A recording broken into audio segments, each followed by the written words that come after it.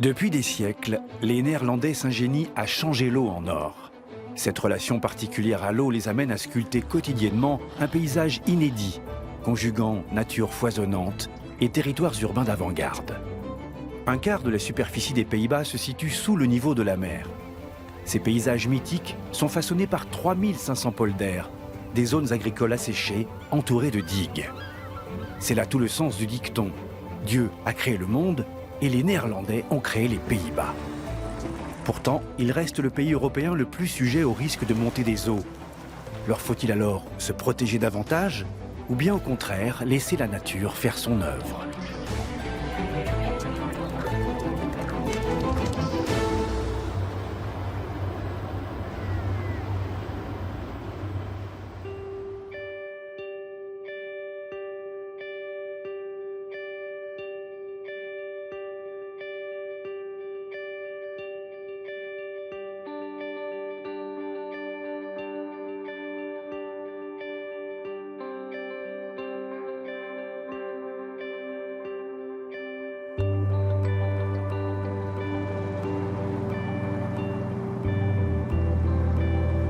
Notre film part de l'entrée du delta de la Meuse et du Rhin, où ce dernier se divise pour former deux bras distincts avant de rejoindre la mer du Nord. Jusqu'à Nimègue coule la rivière Waal. Nous entrons dans le Gelderse Poort. Tijmen van Erde, garde forestier, sera notre guide. Sa mission, surveiller les espaces naturels.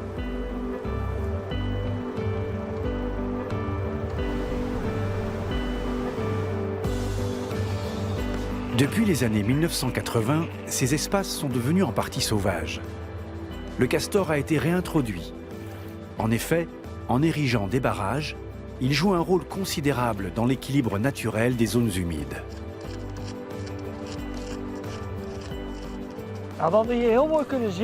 Ce que vous voyez ici, c'est que les castors viennent en nageant à travers les petits canaux, remontent ici en direction de leur habitation. Il a creusé un trou dans la terre et y a déposé toutes les branches. Donc si le castor veut atteindre son habitation, il creuse des canaux lui permettant d'aller et venir.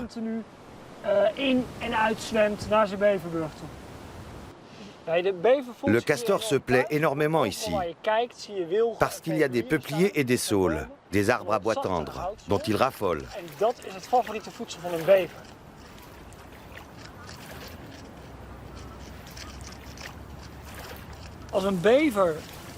Lorsqu'un castor trouve qu'un arbre est délicieux, il revient le grignoter pendant plusieurs nuits. Il utilise aussi ses branches pour construire et renforcer son habitat, ou bien pour créer une digue, lui permettant de mieux diriger l'eau.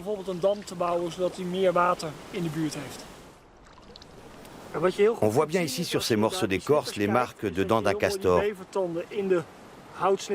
Juste sous l'écorce, il y a une partie très nourrissante, cette partie-là. Et c'est la nourriture préférée du castor. Dans le temps, on faisait du paracétamol avec cette partie. C'est pour ça que les castors n'ont jamais mal à la tête.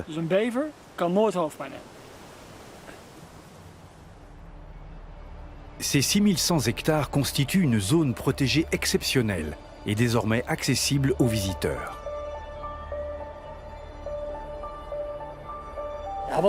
Ce qui est le plus beau dans le Gelderse Poort, c'est que c'était un paysage agricole, avec des vaches et du maïs, qu'on a rendu à la nature.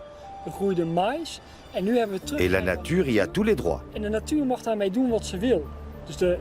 La rivière peut déborder, les arbres peuvent pousser partout, les animaux vont où ils veulent, le paysage est de plus en plus sauvage.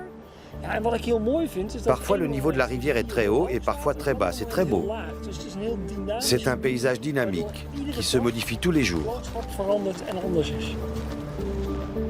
Le développement des espaces naturels a permis d'introduire les chevaux sauvages coniques, que l'on peut trouver dans le Gelderse Poort depuis 1981. Aujourd'hui, une cinquantaine de ces chevaux et près de 150 vaches Galloways, originaires d'Écosse, entretiennent le paysage en toute liberté. Dans le Gelderse Poort, Les gens peuvent se promener librement et flâner, ce qui entraîne souvent des contacts entre les gens et les animaux. On conseille aux visiteurs de maintenir une distance de 25 mètres avec les chevaux, car ils sont sauvages. Et on ne sait jamais comment ils peuvent réagir. Mais la cohabitation se passe très bien.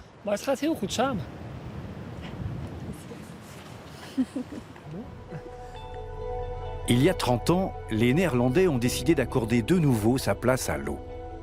Les digues ont été abaissées et de nouveaux canaux ont été creusés.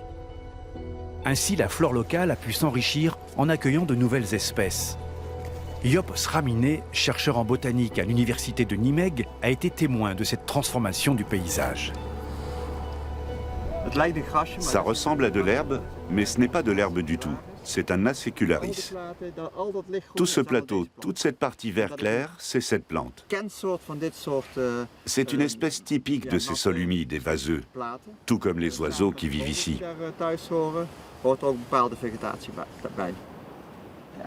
Une dizaine d'espèces poussent sur ce sol humide, nu et fertile. En voilà une, la patience des marais. Une espèce spécifique à ce milieu qui est très commune ici. Là, c'est un bidon penché. C'est aussi une plante très commune et caractéristique de ces sols humides. Cela vaut aussi pour les myosotis des marais, ces petites fleurs bleues qu'on voit partout dans cette végétation. Toutes ces fleurs sont typiques de ce milieu humide et fertile.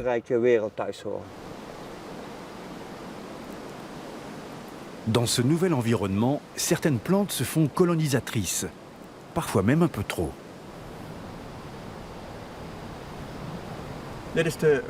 Voici la balsamine géante. C'est une plante très haute qui peut devenir envahissante. Elle a saisi sa chance ici dans ce paysage très ouvert. Elle a été déposée par l'eau de la rivière et s'est très répandue ensuite.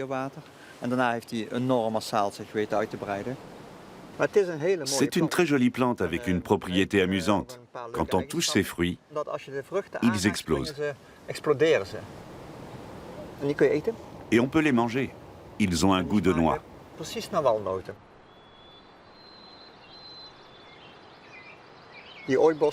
Les forêts alluviales sont colonisées par ces espèces invasives. La question est de savoir si ça leur porte préjudice et s'il faut intervenir. Attirés par cet environnement propice et vaste, les oiseaux sont revenus élire domicile dans le Gelderse-Poort. Aujourd'hui, des milliers de cormorans côtoient des aigrettes et des vanneaux huppés. Et de temps en temps, on peut même apercevoir un aigle pêcheur. Plus de 150 000 oies y séjournent durant l'hiver.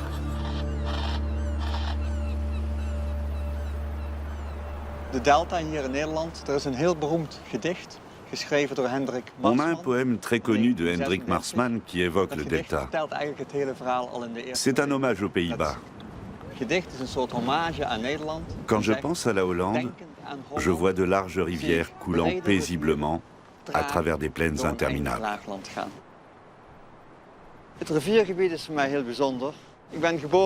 Ce paysage de rivière est exceptionnel pour moi. Je suis né au bord de l'eau. Ce n'était pas le Vaal, mais la Meuse. J'ai toujours été proche de la rivière. Je suis un enfant de la rivière. L'eau, le mouvement, les bateaux, tout y est toujours dynamique. Et en même temps, ça reste pareil. D'un côté, il y a ce mouvement. De l'autre côté, une stabilité. Je me sens très, très attaché à la rivière.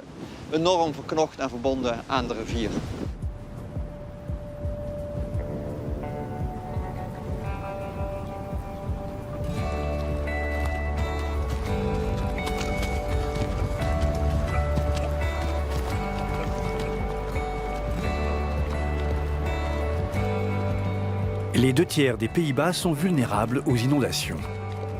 Ainsi, pendant des siècles, les Néerlandais ont essayé par tous les moyens d'empêcher que la mer et les rivières ne les submergent.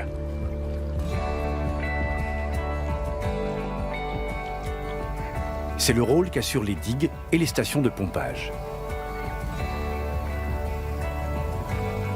Cette station de pompage est la première du delta. Elle se trouve à l'entrée de la ville de Nimègue et est co-gérée par les Néerlandais et les voisins allemands.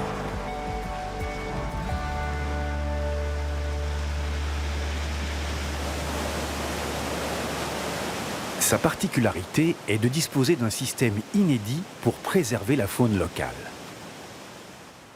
3 passages sont prévus sous la pompe pour les reptiles, poissons et mammifères.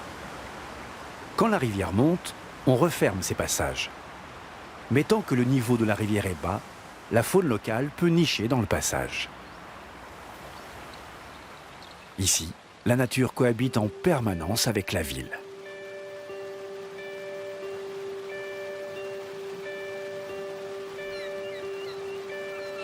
Nimègue, cité moyenâgeuse. Le lit du fleuve Vaal était jadis très étroit et ses débordements fréquents.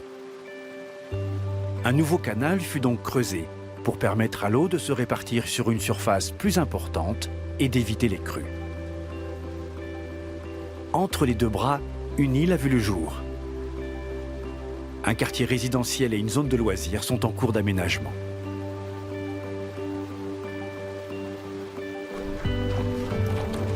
Raymond Mocking, professeur de glisse, se réjouit de la création de cette base de loisirs. Chaque semaine, le nombre de participants à son cours de paddle yoga ne cesse d'augmenter.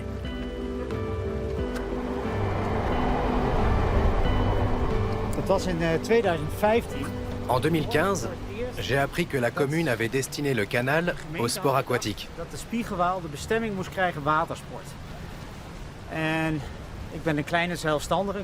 En tant qu'entrepreneur, je suis toujours à la recherche de nouvelles activités. J'ai réfléchi pendant une semaine et je me suis dit, je vais démarrer une petite entreprise de cours de surf et de paddle, avec vue sur la vieille ville, bien évidemment.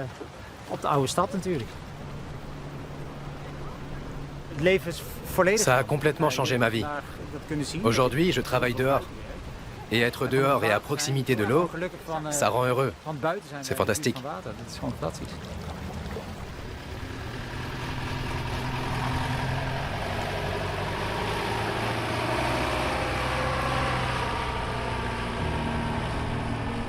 Nimègue compte parmi les villes les plus anciennes des Pays-Bas. Conquise par les Romains, elle a fait l'objet d'agrandissements sous Charlemagne. Sa lutte contre la montée des eaux est elle aussi historique. Ce qu'il reste du château de Charlemagne, dûment protégé des crues, en témoigne.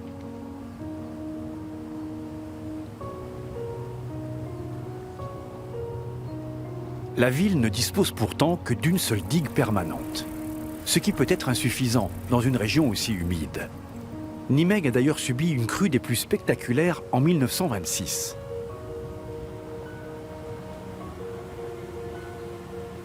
Aux Pays-Bas, veiller à la surveillance du niveau des eaux et à leur entretien constitue l'une des professions les plus précieuses qui soit. C'est l'Office des eaux, véritable État dans l'État, qui s'en charge. L'un de ses responsables est Jelmer Krom. Comme un quart du pays se situe sous le niveau de la mer, les Pays-Bas ont mis au point leur propre échelle de mesure de la montée des eaux, le niveau normal d'Amsterdam. On a la même échelle depuis le 19e siècle.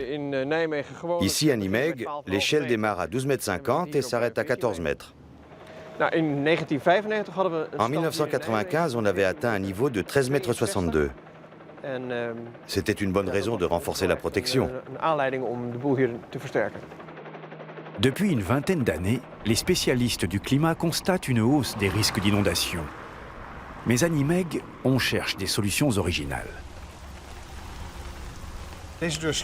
En 2008, on a mis en place des portes sur le quai du Vaal.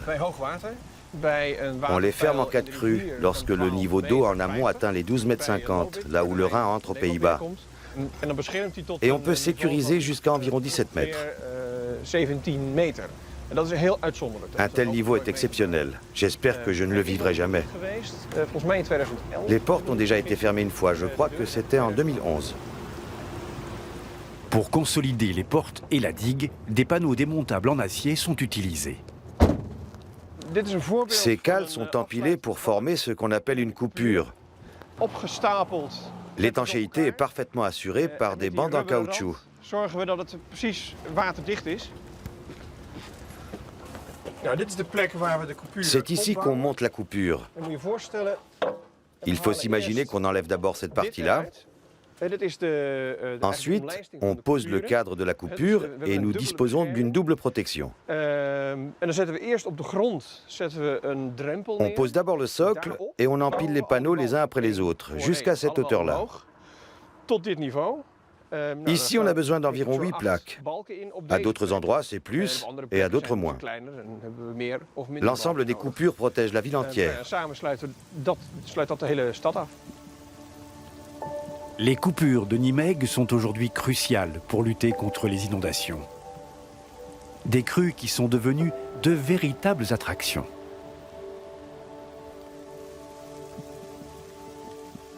Il a fallu construire cette coupure en plein centre-ville. Toutes les personnes qui habitent ou flânent ici ont envie de voir le Vaal. Pour leur permettre de voir au loin, car la vue est vraiment exceptionnelle, on a construit la digue de Nimègue plus bas. La hauteur normale est donc celle du mur de la digue, mais en cas de crue, on rehausse ce niveau à l'aide d'un panneau supplémentaire, une coupure, qui permet de conserver la vue. Nous poursuivons notre itinéraire le long du Vaal et découvrons le parc national de Biesbosch. D'une superficie de 40 000 hectares, dont 7 100 immergés, c'est l'un des plus importants parcs des Pays-Bas.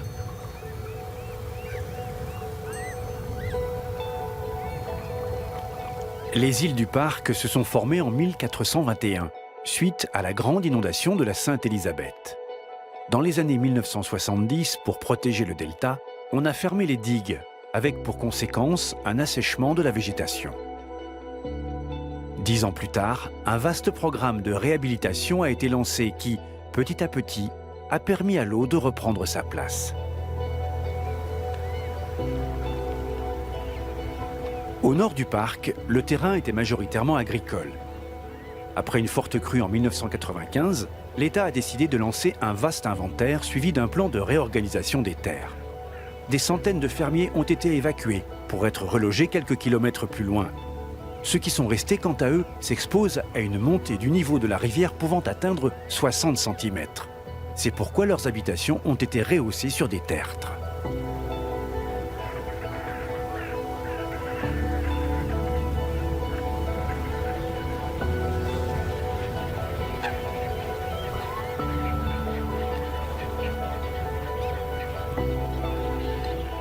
Le parc national de Biesbosch est en Europe l'une des rares zones d'eau douce soumises à des marées. La vie sauvage y reprend petit à petit ses droits.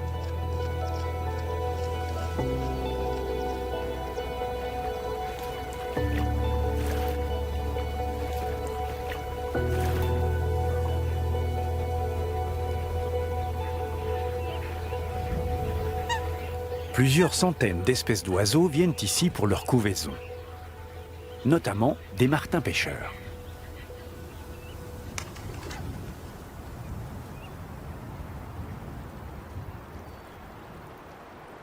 En plein cœur du parc, dans un lieu uniquement accessible par bateau, nous rencontrons Henny Kellner. Elle a un avis bien tranché sur l'évolution du parc.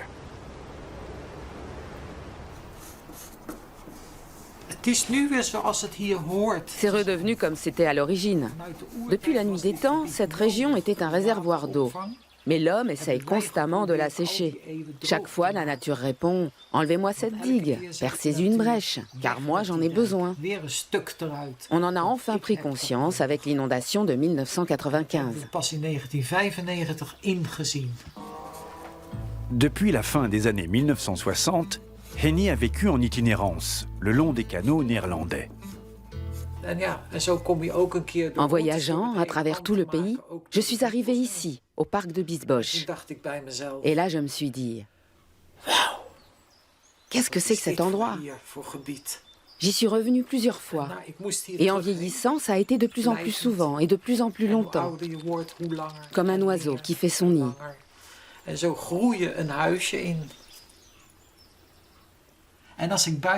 Lorsque je regarde dehors, je ne vois que des plantes et des fleurs, plein de variétés différentes. Parmi elles, beaucoup sont comestibles. Ce sont mes légumes d'été.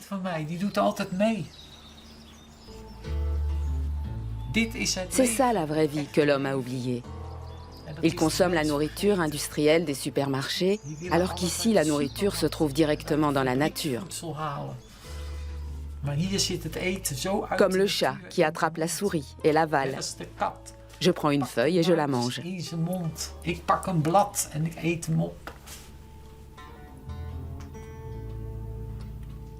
C'est vraiment magnifique. Henny a toujours aimé peindre, et elle continuera tant que vivra l'âme du Biesbosch.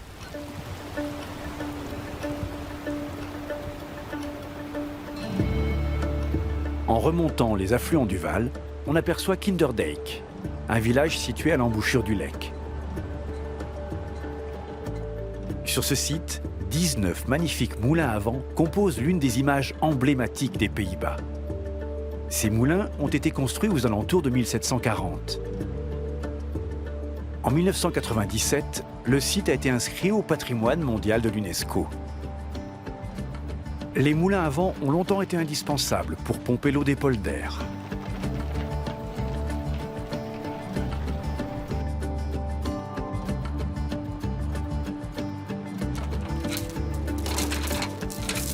Le moulin à vent de Rob Van Zyl est l'un des rares à être encore en activité dans le delta.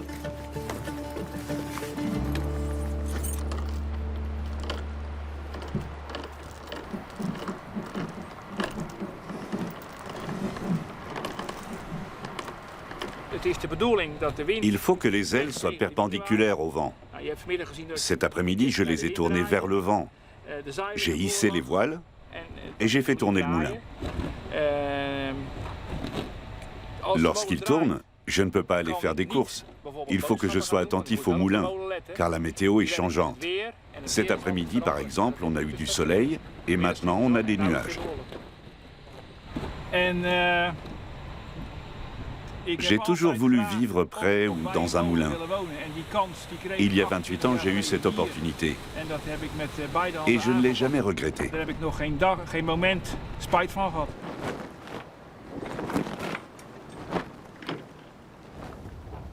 Dean a 12 ans et il vient chaque samedi se former au métier de meunier, tout comme le faisait Rob au même âge. Tu peux en mettre 2 demi et c'est bon. Ce sont de bonnes voiles, hein? Oui, oui. Ça y est?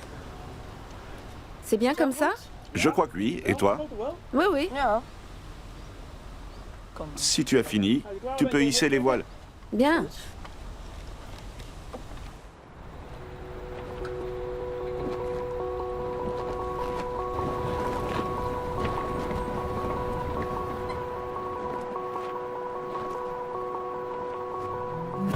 Retour à Kinderdijk, où les moulins ne tournent certes que pour les touristes. Toutefois, le site accueille l'une des plus importantes stations de pompage des Pays-Bas, car toute l'eau en provenance d'Allemagne et des Alpes y circule. Les pompes envoient l'eau en surplus dans des bassins reliés aux rivières qui l'amèneront ensuite dans la mer. Le technicien Hans Vastenhout surveille le fonctionnement des pompes. La dernière fois qu'on a eu une inondation, c'était aux alentours de 1995. C'était vraiment une situation d'urgence, car les rivières étaient très hautes et une des stations de pompage est tombée en panne à ce moment-là. On a dû faire venir des pompes mobiles en provenance du nord du pays pour transvaser l'eau d'ici vers les rivières. En cas de crue, il est impératif de faire usage des pompes afin d'éviter la catastrophe. Mais il faut également surveiller le niveau de l'eau, voire, dans certains cas, œuvrer à le faire baisser. Les pompes s'appuient sur une vis d'Archimède. Ce système d'hélice, inventé dans l'Antiquité, puis développé par Léonard de Vinci, permet au liquide de remonter le long de la vis. On est maintenant bien rodé, de telle manière qu'on peut prévoir les situations d'urgence et réagir à l'avance. Mais la météo reste imprévisible. Et si d'un coup on a de fortes précipitations dans cette région, on doit tout de suite intervenir. Dans ces cas-là, il n'est pas rare qu'on me téléphone la nuit pour aller démarrer les machines.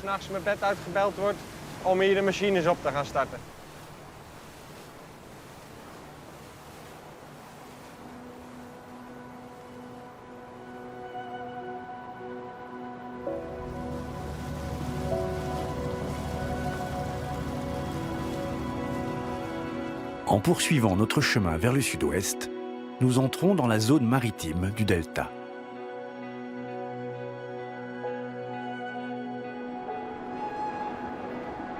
L'estuaire du Haringvliet a dû être fermé à cause des tempêtes et des inondations. Malheureusement, cette sécurité a un prix. De nombreuses espèces animales ont disparu ou quitté l'estuaire. Aujourd'hui, il est question de le rouvrir partiellement. Dans le Haringvliet se trouve l'île de Tingemeten. Cette île auparavant dévolue à l'agriculture est devenue en 2007 une réserve naturelle, gérée par une association de protection de la nature.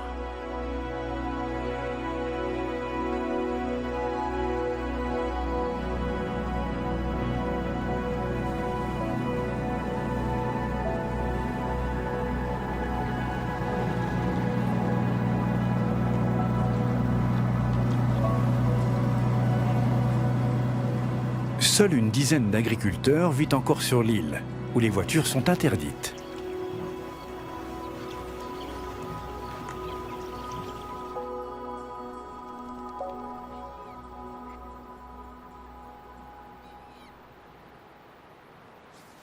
Kees Wiese est l'un des bénévoles de l'association Natuur Monumenten. Il connaît Tingemeten comme sa poche.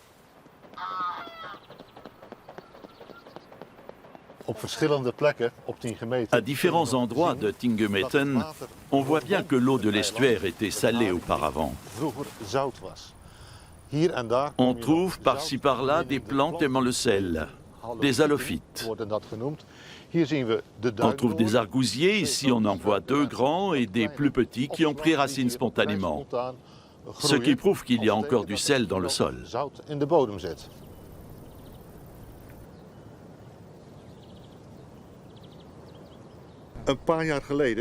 Il y a quelques années, on a compté le nombre de nids sur l'île. On a trouvé que plus de 90 sortes d'oiseaux viennent se reproduire ici, dont 29 se trouvent sur la liste rouge des espèces très rares et menacées. Le fait que beaucoup d'oiseaux se reproduisent ici, c'est le signe que notre association a fait un bon travail.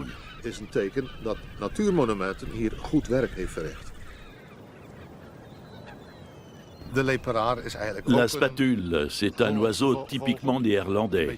C'est l'un des symboles de notre association. Si on trouve des spatules ici, c'est le signe que l'eau de Tingemeten est bonne, parce qu'elles y trouvent leur nourriture.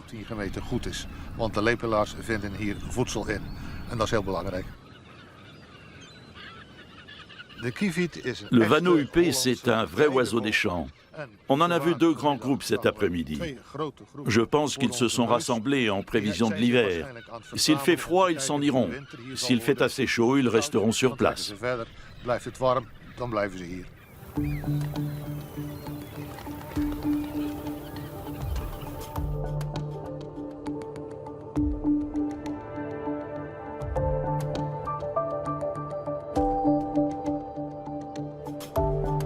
Au sud du delta, les 37 000 hectares du parc marin de l'Escaut oriental s'ouvrent sur la mer du Nord.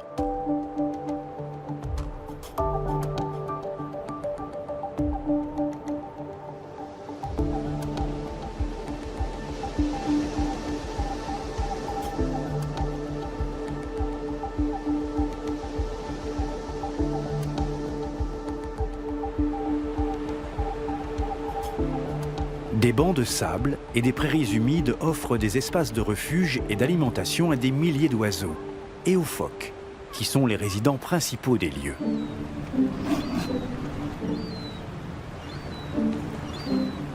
Deux espèces de phoques cohabitent dans ce parc.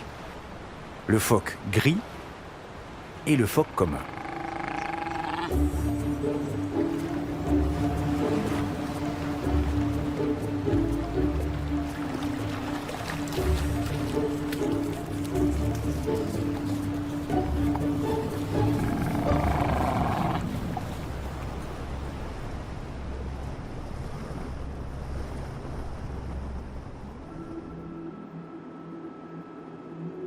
Mais cette zone est aussi celle de tous les dangers.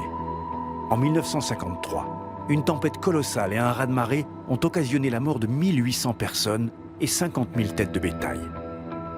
72 000 personnes ont dû être évacuées. Cette catastrophe reste gravée dans les mémoires néerlandaises comme un véritable traumatisme national.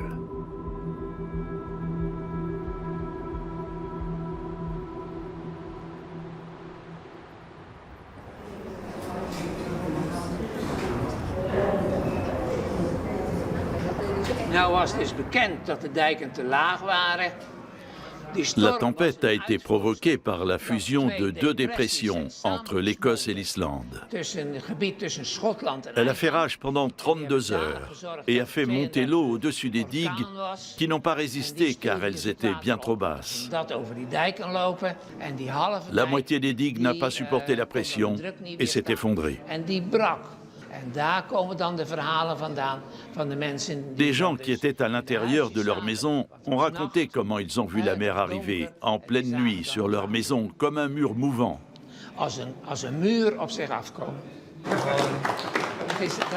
Je pourrais continuer à vous en parler pendant des heures.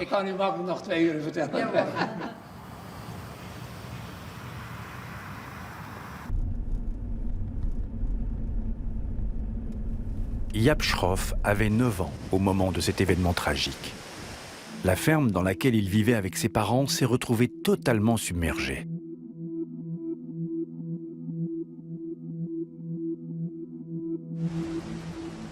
Jaap n'y habite plus aujourd'hui, mais s'en souvient bien.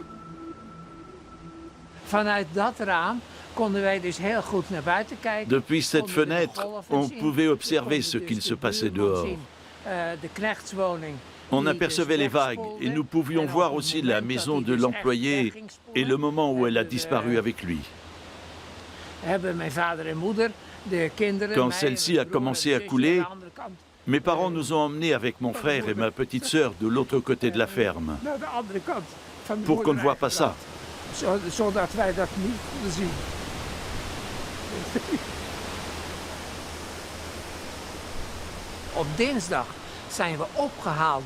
Le mardi, on a été récupérés par des pêcheurs qui nous ont déposés chez une tante à Rotterdam.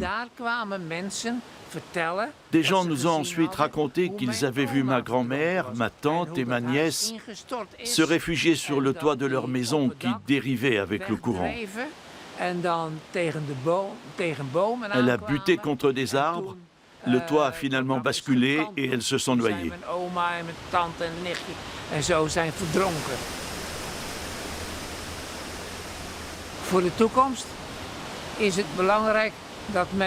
Il faut être conscient que ça peut se reproduire. Ça va même certainement se reproduire. Avec le changement climatique, tout va changer. Et la nature vaincra.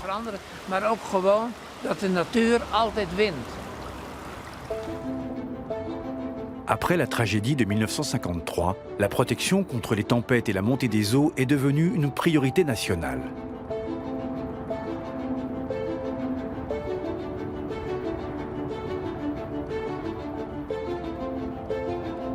C'est ainsi que le barrage de l'Escaut oriental a vu le jour. Première protection anti-tempête à grande échelle aux Pays-Bas. D'une longueur de 9 km, sa construction s'est achevée en 1986. L'édifice est techniquement remarquable, car il dispose de portes glissières qui peuvent laisser passer les marées quotidiennes. Elle ne se ferme complètement que si l'eau dépasse de 3 mètres le niveau normal d'Amsterdam. Cela s'est produit 27 fois depuis sa construction.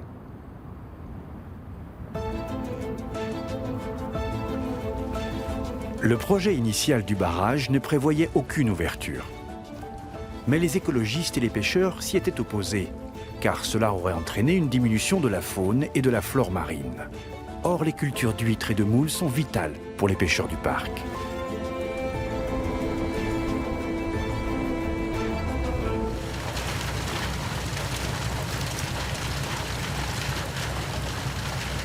L'une des principales entreprises locales de pêche est celle de Jaap Schrot. Ça fait une centaine d'années qu'on élève des moules dans le parc de l'Escaut oriental. Mon arrière-grand-père s'était installé ici en 1912 pour les pêcher. Le parc de l'Escaut oriental est un bras de mer protégé auquel la mer du Nord apporte un courant froid. C'est ce qui fait sa particularité. Jaap Schrot est pêcheur depuis plus de 40 ans. Il était encore jeune quand le barrage a vu le jour. Mais même si sa fermeture n'est que partielle, cela a des conséquences sur l'environnement marin.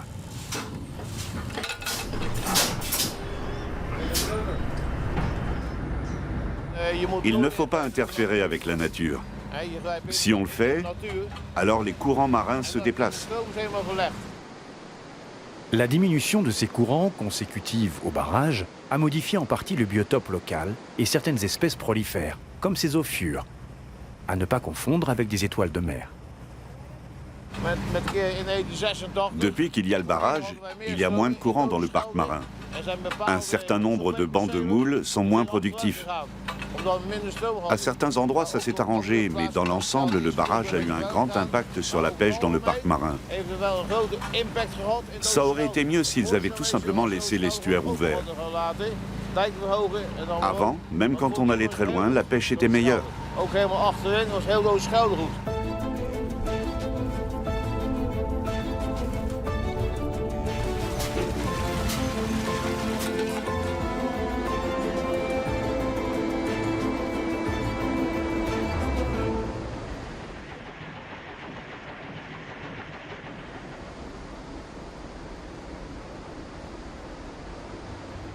Frank Spargaron a été l'un des principaux ingénieurs du barrage. Il revient de temps en temps rendre visite aux équipes de maintenance.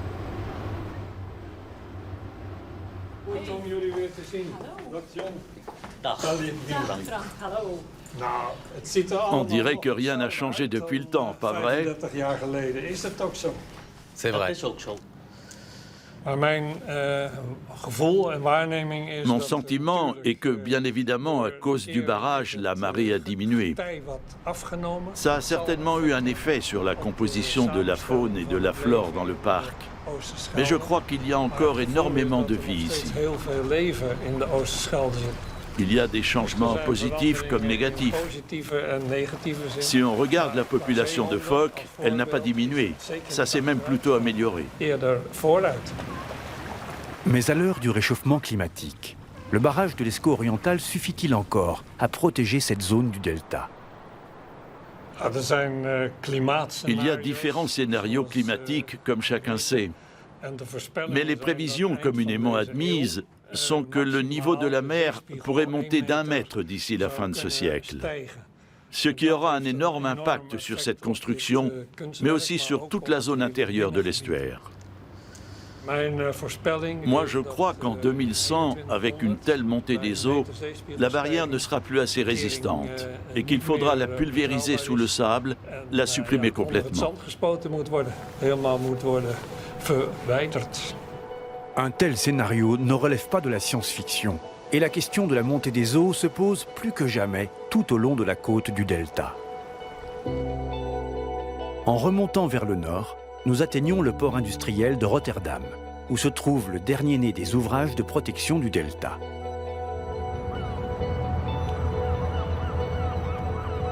La plus grande barrière de protection au monde, la Maaslandkering, a été inaugurée en 1997. C'est une révolution technologique qui protège 2 millions d'habitants. La barrière se trouve dans l'estuaire, à 1 km des côtes, et comporte 2 portes monumentales de 210 mètres de long chacune.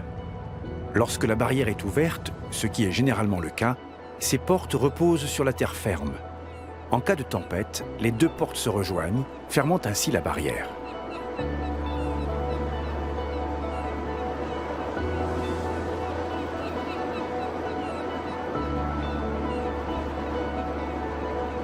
Une fois par an, on teste la fermeture de la barrière.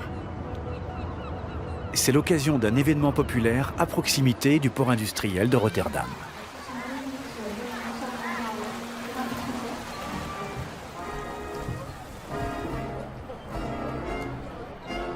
L'un des participants semble encore plus attentif que les autres. Jan van Orsrot a été l'un des ingénieurs de la barrière.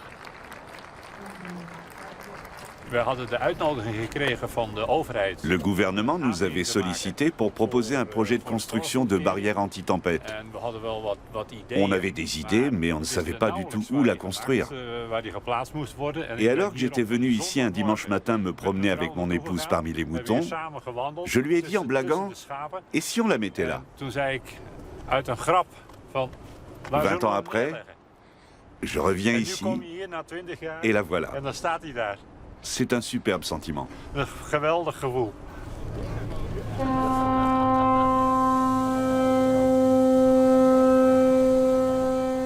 Jan se souvient du jour où il a vu la barrière se fermer pour la première fois. C'était lors de l'inauguration en 1997. La reine avait appuyé sur le bouton de fermeture et on avait assisté au même spectacle qu'aujourd'hui.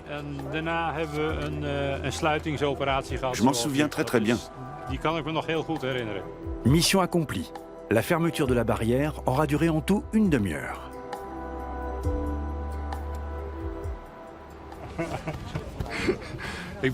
Je suis fier que tout fonctionne comme on l'avait imaginé. On y a beaucoup travaillé. C'était assez intense. Et maintenant, on la voit fonctionner. Oui, j'en suis très fier.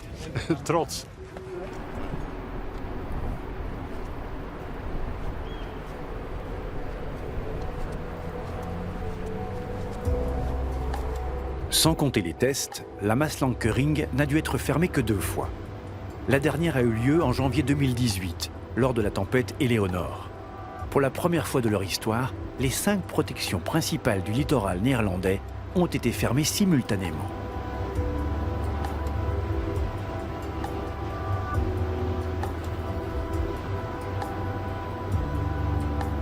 Mais décider de fermer la Maaslandkering est délicat, car cela signifie interrompre toute l'activité du port industriel de Rotterdam, qui n'est autre que le plus grand port d'Europe. Environ 1000 autres ports de par le monde ont des liaisons maritimes avec Rotterdam, dont 500 par des lignes régulières. Le port de Rotterdam, dont l'activité ne s'arrête jamais, est donc aux premières loges en cas de montée des eaux.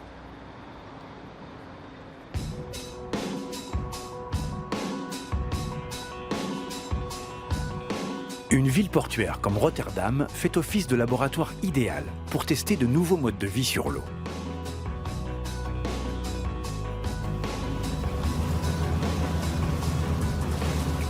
Bart Ruffen fait partie de la jeune génération d'architectes préoccupés autant par l'urbanisme que par l'environnement. Le bateau-taxi est le moyen parfait pour circuler d'un endroit à l'autre. Il n'y a pas de feu de circulation et sur l'eau, tout est plus proche. En plus, c'est très agréable de voyager ainsi.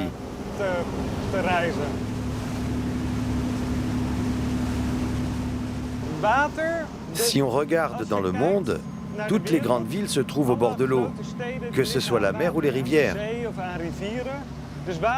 Depuis toujours, l'eau apporte la vie à une ville et lui donne sa raison d'exister. Avec son agence, Bart a conçu un pavillon flottant, construit pour l'exposition universelle de Shanghai de 2010 et relocalisé à Rotterdam en 2015. C'est un projet pilote visant à déterminer s'il est possible de bâtir et de vivre sur l'eau à l'heure du changement climatique.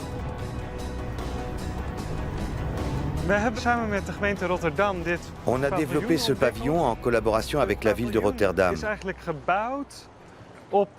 Le pavillon est en fait construit sur du polystyrène expansé, qui est composé de petites cellules étanches.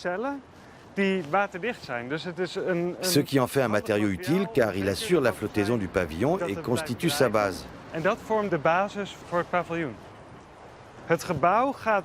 Le bâtiment se déplace d'environ 2 mètres par jour de haut en bas selon la fluctuation des marées.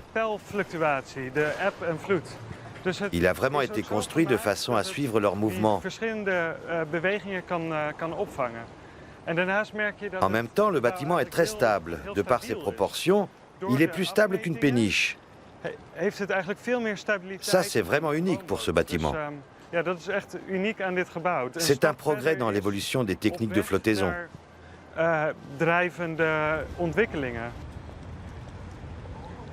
Comment ça se passe? Bien. Il y a eu pas mal de changements. Oui, ça se voit. Il y a un nouveau mobilier, de nouvelles activités sur l'eau et on a un nouveau toit en mousse. C'est super, la température est agréable ici. Oui, ça vient du fait qu'on peut ouvrir les fenêtres. On peut aussi ouvrir les volets du toit. Ça induit une circulation naturelle de l'air qui rend la température agréable à l'intérieur du pavillon. Il me semble qu'il était question qu'on déplace le bâtiment après 5 ans. Mais il est toujours là. Je ne pense pas qu'il faille le déplacer à court terme. Et si on devait le faire, il faut qu'il reste dans le port. Vous êtes très attaché à l'endroit. Oui, à l'endroit et au bâtiment aussi. Super. Le pavillon flottant s'inscrit dans une ville du futur de plus en plus peuplée et un espace limité. Un autre projet partant du même constat a été soutenu par Bart et son équipe. Il y a 8 ans, la ville de Delft, située à une vingtaine de kilomètres de Rotterdam, a mis en vente des parcelles d'eau dans un tout nouveau quartier. Le but, inciter les acheteurs potentiels à la création de maisons flottantes.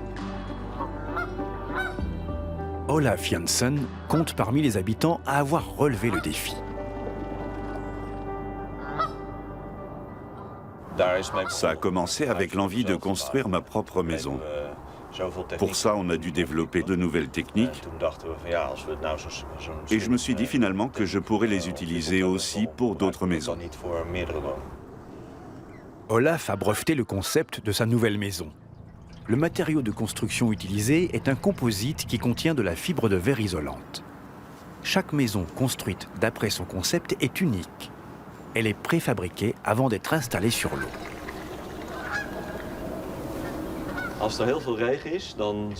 Lors de fortes pluies, le niveau de l'eau monte et les maisons qui sont amarrées à ces pylônes montent aussi. Et lors de la décrue, les maisons descendent. C'est pour cette raison qu'on peut construire des maisons flottantes, les installer, sans que se pose le problème du niveau de l'eau sur tout le district. C'est le point le plus intéressant des habitations flottantes. En cas de tempête, la maison doit bien évidemment être stable. Pour garantir son immobilité, elle peut s'enfoncer de 40 cm dans l'eau. Son système d'équilibrage constant repose sur l'utilisation d'air comprimé et de contrepoids. Sous la maison, il y a une sorte de ballast de 350 litres dans lequel on met de l'air sous pression qui stabilise la maison. Il y a quelque temps, nous avons placé un jacuzzi très lourd sur le toit. Et on a ainsi pu tester l'équilibre de la maison avec le système de ballast. Sur le toit de sa maison, Olaf a installé un autre contrepoids original pour maintenir l'équilibre du bâtiment. Un petit étang rempli de poissons. Après avoir vérifié que sa maison flottante était opérationnelle, Olaf a monté une société pour commercialiser son modèle. Dans un premier temps dans les parcelles alentours et ensuite dans d'autres régions des Pays-Bas. L'idée fait son chemin. Depuis ma tendre enfance, j'ai toujours été attiré par l'eau. Quand on habite sur l'eau, on voit les oiseaux et la verdure autour de soi. C'est très tranquille. Et on est davantage conscient de la nature qui nous entoure. Développer des maisons flottantes, certes, mais pourquoi ne pas imaginer des villes flottantes autosuffisantes qui recycleraient les déchets terrestres et produiraient leur propre énergie? C'est l'un des projets sur lesquels travaille aujourd'hui Bart Ruffen. Ce qu'on a testé à Rotterdam, ça n'est qu'un premier pas. On est en train de développer des technologies permettant des constructions flottantes sur le littoral. Nous faisons aussi des tests de construction flottante dans un bassin à vagues.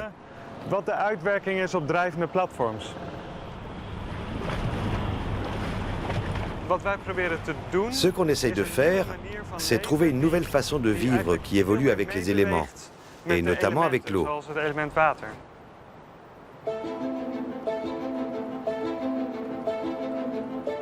Depuis des siècles, le delta de la Meuse et du Rhin n'a cessé d'être modifié par la main de l'homme.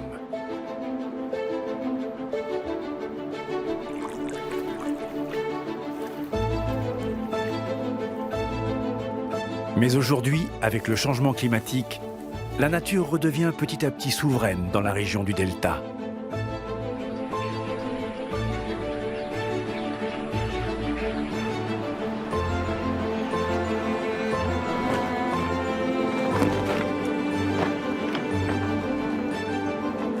Les Néerlandais n'ont décidément pas fini de jouer avec l'eau.